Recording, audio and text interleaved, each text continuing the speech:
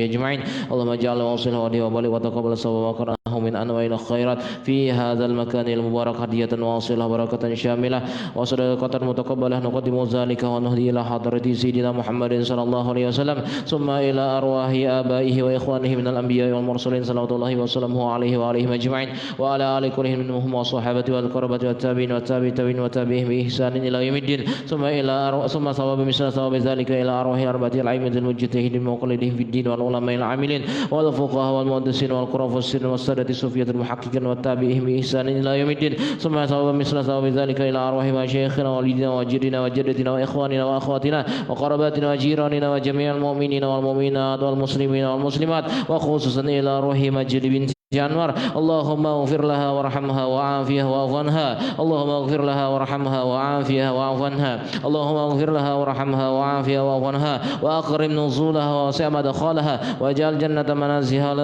منزلها وساكنها برحمتك يا ارحم الراحمين اللهم اجعله فداء لنا ولها من النار وفكاكا لنا ولها من النار وسترا لها ولنا من النار وحجاب لها ولنا من النار ونجاة وبراءة وسلامة لنا ولها من النار اللهم اجعل قبورها روضة من رياض الجنة ولا تجعل قبورها حفرة من حفر النيران اللهم إن كانوا محسنين فزد في إحسانها وإن كانوا مسيئين فتجاوز عن سيئاتها اللهم أنزل الرحمة والنعمة والمغفرة والشفاعة على أرواحها برحمتك يا أرحم الراحمين ربنا تقبل منا إنك أنت السميع العليم وتب علينا إنك أنت التواب الرحيم ربنا آتنا في الدنيا حسنة وفي الآخرة حسنة وقنا عذاب النار وصلى الله على سيدنا محمد وعلى آله وصحبه وسلم والحمد لله رب العالمين بسر الفاتحة أعوذ بالله من الشيطان الرجيم بسم الله الرحمن الرحيم الحمد لله رب العالمين الرحمن الرحيم مالك يوم الدين إياك نعبد وإياك نستعين اهدنا الصراط المستقيم صراط الذين أنعمت عليهم غير المغضوب عليهم ولا الضالين آمين الله بسم الله الرحمن الرحيم الحمد لله رب العالمين والصلاة والسلام على أشرف الأنبياء المرسلين سيدنا مولانا محمد وعلى آله وصحبه أجمعين اللهم صل وسلم على سيدنا محمد مفتاح باب رحمة الله عدد ما في علم الله صلاة وسلاما دائمين بدوام ملك الله وعلى آله وصحبه وسلم اللهم إنا نسألك سلامة في الدين وعافية في الجسد وزيادة في العلم وبركة في الرزق وتوبة قبل الموت ورحمة عند الموت ومغفرة بعد الموت اللهم هون علينا في سكرات الموت نجاة من النار وفي الحساب وخصوصا إلى سويانت وأهله اللهم إنا نستغفرك ونستودعك ديننا وأبداننا وأنفسنا وأموالنا وأهلنا وكل شيء أعطيتنا اللهم اجعلنا وإياهم في كنفك وأمانك وإيازك وجوارك من كل شيطان مريد وجبار عني وزعني وزباق من شر كل ذي شر إنك على كل شيء قدير اللهم دفعنا عنا الغلا والبلاء والوباء والزنا والربا والفحش والمنكر والسيوف والمختلفة والشدائد والمحن وسوء الفتن والطاعون كورونا ما ظهر منها وما بطن عن بلدنا إندونيسيا هذا خاصة وأن سائر البلدان المسلمين كافة عامة إنك على كل شيء قدير ربنا آتنا في الدنيا حسنة وفي الآخرة حسنة وقنا عذاب النار وصلى الله على سيدنا محمد وعلى آله وصحبه وسلم والحمد لله رب العالمين فيا أيها الراجون منه شفاعة صلوا عليه وسلموا تسليما اللهم صل وسلم وبارك عليه وعلى آله الحمد لله. Kami umumkan insyaallah besok kita ada peringatan atau acara peringatan Maulid Nabi Sallallahu Alaihi Wasallam ba'da Isya. Jadi ba'da Isya kita membaca Simtud Durar dulu. Nah kemudian penceramahnya sahabat kami Ustadz Abdul Syakur LC MH insyaallah dari Samarinda. Ya. Insyaallah besok jadi ba'da Isya kita langsung mulai acaranya. Terima kasih.